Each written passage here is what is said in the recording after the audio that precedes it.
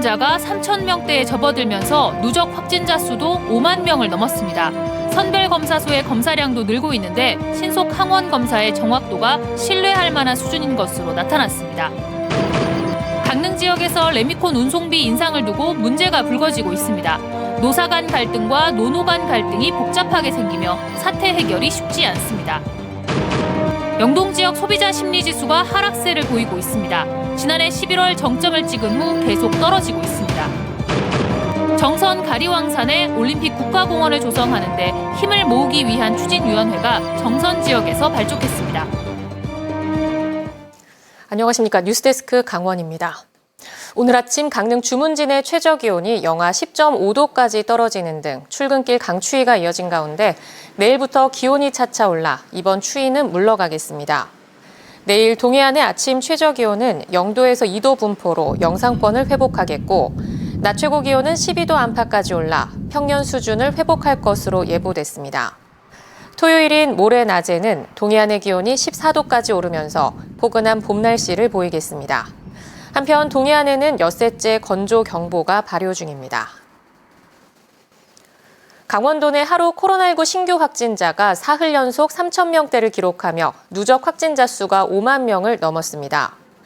오늘 오후 6시 기준 시군별 신규 확진자는 원주 809명, 춘천 735명, 강릉 468명, 속초 187명, 동해 185명, 태백 119명 등으로 도내 8개 시군에서 세 자릿수 확진자가 발생해 누적 확진자 수는 5만 787명으로 늘었습니다.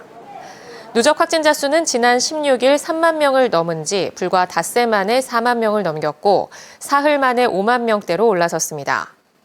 오늘 0시 기준 도내에서 9,507명이 재택 치료 중이고 중환자 병상 가동률은 42.9%로 집계됐습니다. 도내 코로나19 신규 확진자가 하루 3,000명대에 접어들면서 지자체의 선별검사소마다 검사량이 폭증하고 있습니다. 지난달 말부터 도입된 신속 항원 검사량이 절반 이상을 차지하며 확진 신뢰도를 높이고 감염병 확산 차단에 기여하고 있는데요. 업무 효율을 위해 신속 항원 검사 결과를 확진 여부 판단에 활용할 필요가 있다는 주장까지 나오고 있습니다. 김영호 기자입니다. 지난달 말부터 코로나19 신속 항원 검사가 이루어지고 있는 강릉시 종합운동장의 선별검사소입니다. 강릉시의 하루 확진자 수가 200~300명대로 나타나면서 이곳의 검사 건수도 하루 2,000여 건에 육박하고 있습니다. 기숙사 들어가려면 검사하라 그래서 검사하러 왔는데 평소 PCR 검사보다 검사 결과가 한 30분 정도 바로 나오고 그래가지고 편리했어요. 지자체들이 3주 넘게 신속 항원 검사를 해봤더니 100명 가운데 3명꼴로 양성이었습니다. 신속 항원 검사에서 2줄이 나오면 바이러스가 검출됐다는 뜻인데 이렇게 양성으로 나온 사람들은 바로 PCR 검사를 받고 확진 여부를 진단받습니다. 전문 의료 인력이 직접 신속 항원 검사를 하는 강릉시에서는 양성이 나온 사람의 98%가 PCR 검사에서 확진 판정을 받았습니다. 그냥 그 채로 이제 확진 때까지 24시간 동안은 이제 뭐라 그래야 되나 이 가운데 있는 거잖아요. 그래서 그 관리가 조금 어떻게 좀 바뀌어야 하는 게 아닌가 하는 생각은 합니다. 오미크론 변이가 우세종이 되고 감염 집단이 늘면서 그동안 참고용으로만 생각했던 신속 항원 검사의 정확도가 높아지고 있는 겁니다. 정부는 신속 항원 검사를 할 수 있는 의료기관을 늘리고 있는데 전문가들은 신속 항원으로 확진 여부를 판단하는 것도 가능한 시점이라고 말합니다. 유병률이 올라가면 코로나에 걸린 사람이 많아지면 위 양성이 나올 가능성이 굉장히 줄어들어요. 신속 항원 검사에서 양성이고 증상이 있으면 그걸로 대부분 확진을 해도 별 문제가 없다고 생각해요. 중앙방역대책본부는 최근 들어 전체 코로나19 확진자의 10%를 신속 항원 검사에서 찾아냈다며 추가 감염 확산 차단 효과를 인정하고 있습니다.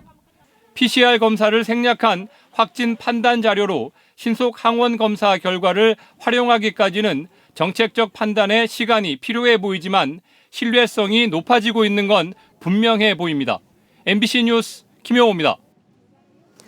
대통령 선거가 2주 앞으로 다가온 가운데 주요 후보들이 강원도 관광에 대해 어떤 생각을 갖고 있는지 물어봤습니다. 강원도 관광 활성화를 위해 각 후보들이 제시한 해법을 이승영 기자가 전해드립니다. 관광 자원은 풍부한데 관광 인프라는 낡았다. 관광지 강원도에 대한 대통령 후보들의 공통된 인식입니다. 뛰어난 자연환경과 접경지라는 특수성, 그리고 수도권과 인접한 위치까지 풍부한 관광 자원을 제대로 활용하지 못하고 있다는 겁니다. 지역 경제에서 관광 산업이 차지하는 비중과 점차 커지는 여가 생활의 중요도를 고려해 대선 후보에게 대안을 물었습니다. 더불어민주당 이재명 후보는 DMZ와 생태 환경을 기반으로 관광 인프라를 재건해 강원도를 남북 교류의 장이자 세계적인 관광지로 만들겠다고 공약했습니다. 이를 위해 금강산 관광 재개와 DMZ 세계문화유산 등재, 국립생물자원관 건립 등을 내세웠습니다. 기반 시설이라고 하는 게 충분히 좀 갖춰져야 될 텐데 거기에 더해서 남북 간 교류 협력이 확대된다면 거기서 새로운 추가의 기회가 생겨난다고 보는 거죠. 국민의힘 윤석열 후보는 강원도를 5개 권역으로 나누고 각 권역의 지리적, 산업적 특성을 활용한 관광 콘텐츠를 만들어 강원도가 국제 관광도시로 거듭날 바탕을 마련하겠다고 밝혔습니다. 이에 따라 소양강과 의암호, 평화의댐이 있는 춘천 호수권, 설악산과 동해바다를 품은 환동해안권, 탄광과 강원랜드가 위치한 폐광 지역권 등을 제시했습니다. 우리 전체 대한민국을 위해서 강원도가 희생을 해왔으면 거기에 대한 또 상응하는 보상이 있냐 그럼 그건 또 아니다 이 말이에요. 정의당 심상정 후보는 전국민 주 4일제라는 자신의 대표 공약에 맞춰 체험과 체류, 치유를 주제로 한 관광상품의 필요성을 강조했습니다. 농촌 체험과 캠핑이 가능한 중소형 관광지를 발굴하고 청정 자연을 활용해 녹색 치유 관광을 육성하겠다고 약속했습니다. 녹색의 품속에서 휴식하고 성찰할 수 있도록 하겠습니다. 강원도로 통하는 교통 접근성을 더 높이고 정부 주도로 녹색 치유 관광에 대대적인 투자를 하겠습니다. 국민의당 안철수 후보는 동해안 해양 자원을 집중 개발해 늘어나는 고령 인구를 강원도로 유인할 계획입니다. 이를 위해 동해안 일대를 해양 레저 휴양 관광 특구로 지정하고 고령 인구가 즐길 수 있는 다양한 해양 치유 프로그램을 준비할 방침입니다. 필요 예산을 묻는 질문에는 이재명 후보가 4조 4천억 원, 안철수 후보가 2조 9천억 원, 심상정 후보가 5천억 원이라고 밝혔고 윤석열 후보는 답하지 않았습니다. MBC 뉴스 이승현입니다. 며칠 전 강릉 지역에서 레미콘 운송비 인상을 두고 노사 간, 노노 간 갈등이 불거지고 있다는 소식을 전해드렸습니다. 현재로서는 사태 해결이 쉽지 않은 상황인데요. 이준호 기자가 자세한 사정을 취재했습니다. 건설노조 똘똘 뭉쳐 전쟁을 장악하자. 민주노총 소속 레미콘 기사 100여 명은 노동 환경 개선을 요구하며 레미콘 업체를 상대로 파업을 벌이고 있습니다.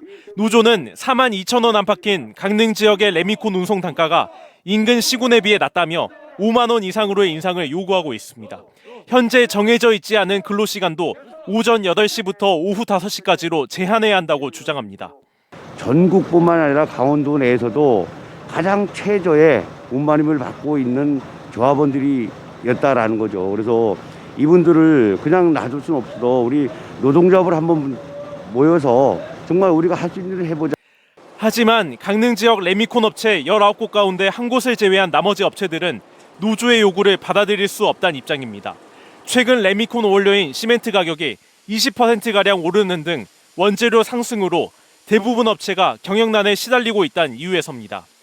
또 업무 특성상 근로시간에 제한하면 초과 근무 수당 등의 비용이 추가로 발생해 경영 환경을 악화시킬 것이라는 입장입니다.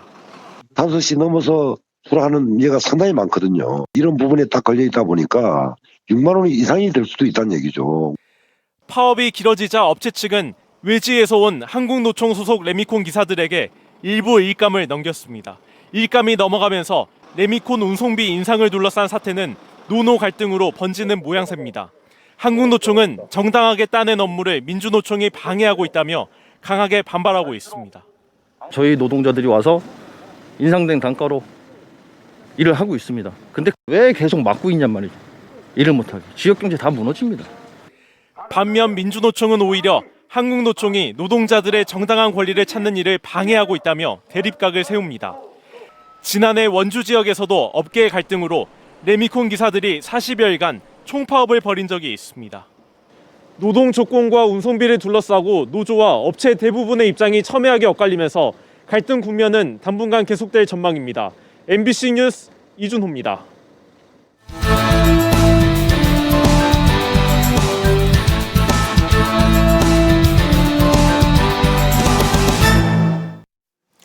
한국수력원자력이 강릉 시민들을 상대로 도암댐 발전방류 재개에 대한 주민 설명회를 열었습니다. 한수원은 강릉시 사회갈등조정위원회의 요청으로 강릉시 번영회를 비롯한 사회단체 협의회를 초청해 도암댐 수질 개선 방안과 방류 재개에 따른 환경 변화 예측 등을 설명했습니다. 앞서 1991년 준공된 도암댐은 2001년 방류 오염수가 남대천으로 흘러들어 수질이 오염되자 강릉 지역 주민들의 반발로 발전 방류가 중단됐습니다. 전국 동계체육대회가 내일부터 열리는 가운데 강원도 선수단이 사전 경기에서 모두 11개의 메달을 따내 종합순위 3위를 기록하고 있습니다. 강원도 선수단은 스키 알파인 경기에서 금메달 3개, 컬링과 스노보드에서 각각 2개와 1개의 금메달을 획득했습니다. 한편 지난 베이징 겨울올림픽에서 금메달을 목에 건 강원도청 소속 황대현 선수는 일정 등을 이유로 오늘 열리는 빙상 쇼트트랙 경기에 출전하지 않았습니다.